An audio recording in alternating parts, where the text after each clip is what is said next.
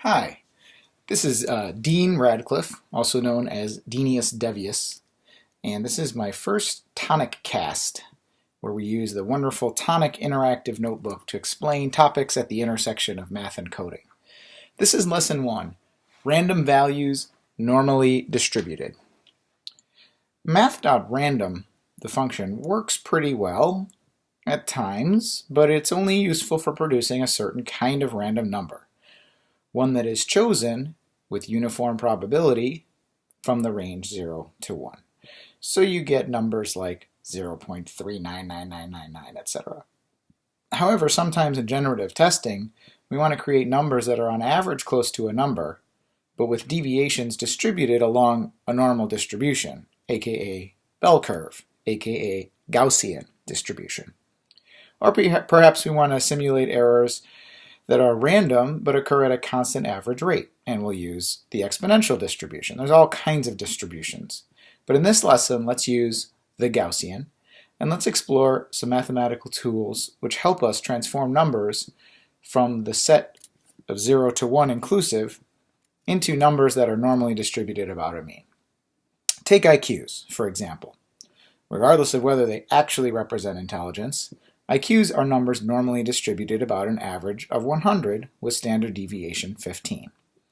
Let's go about generating a sequence of IQs. First, let's set up some libraries and utility functions, including the handy Rx reactive library for streams and the Gaussian library for the normal distribution itself. These, in case you've never seen Tonic before, I'll explain that these are live areas of code that you can edit.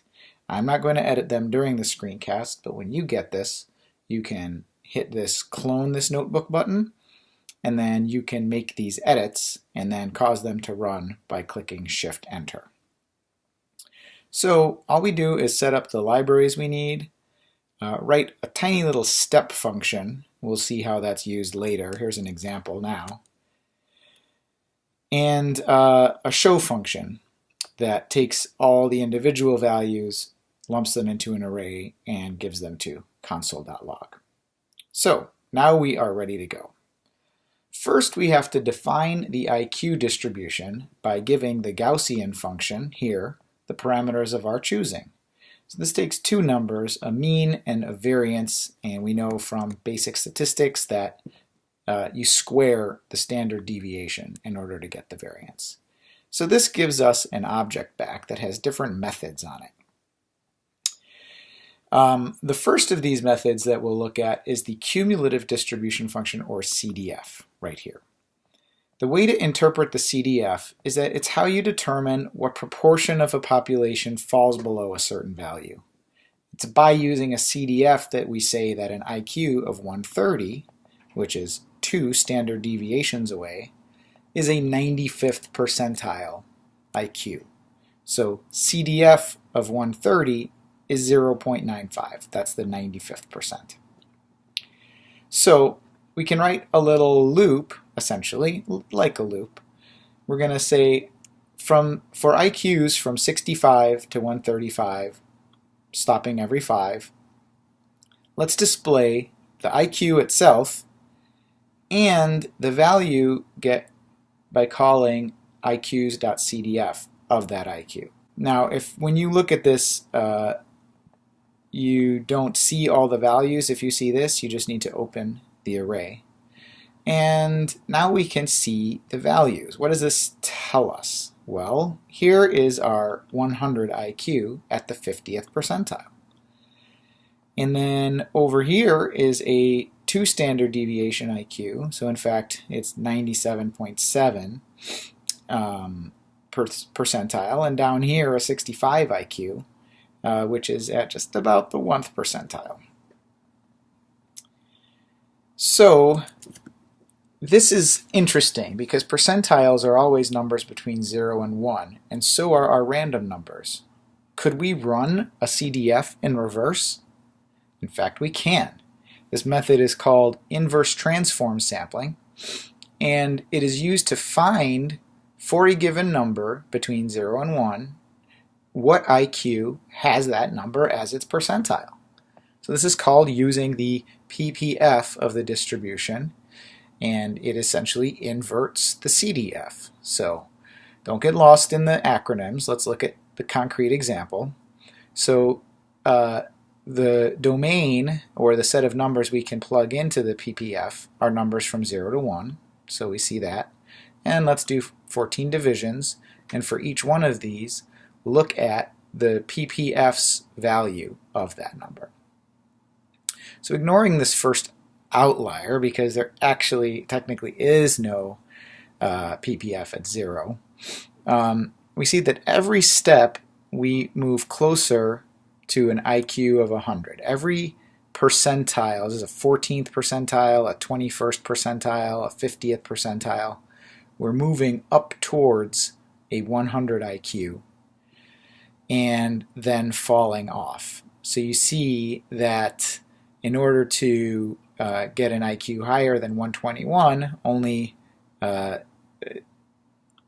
random numbers greater than 9.93 will produce those. So this is in fact exactly what we want.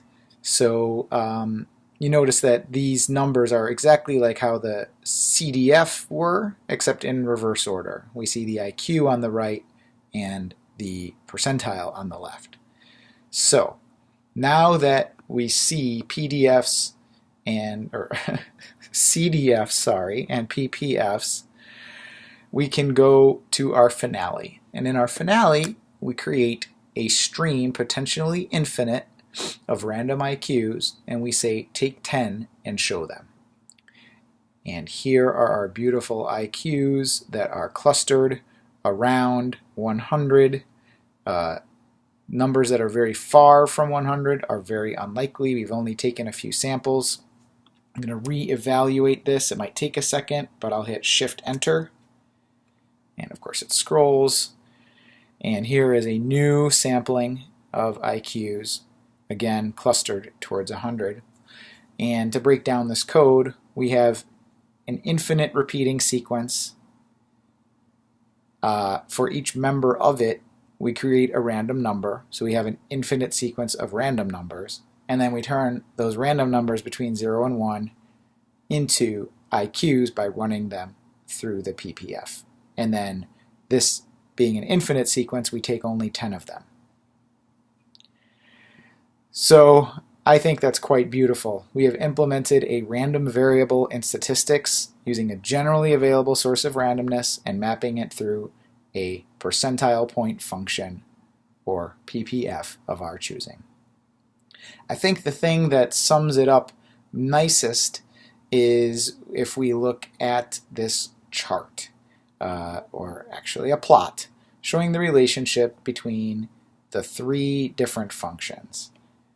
There is the blue bell curve of normally distributed values, and you can interpret this graph actually as being, 0.5 standard deviations away, 1 standard deviation away. So this is normalized. This is not IQs. This is the standard normal distribution. But what we're doing in this process corresponds to integrating the blue curve into the green curve, and then reflecting the green curve, or the CDF, about the line y equals x, which gives us the PPF function. So you see how it ranges from 0 to 1, and it is slowest changing around 0.5, which means that the greatest number of values will be close to 0.5.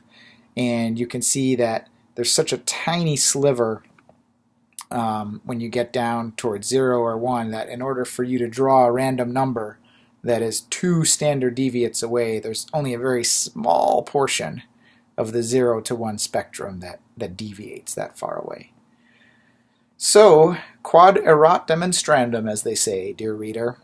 In this lesson, you learn how to generate random numbers that are distributed according to a Gaussian distribution.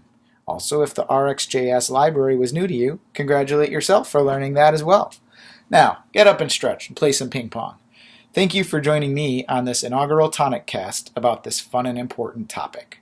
Sincerely, Denius Devius.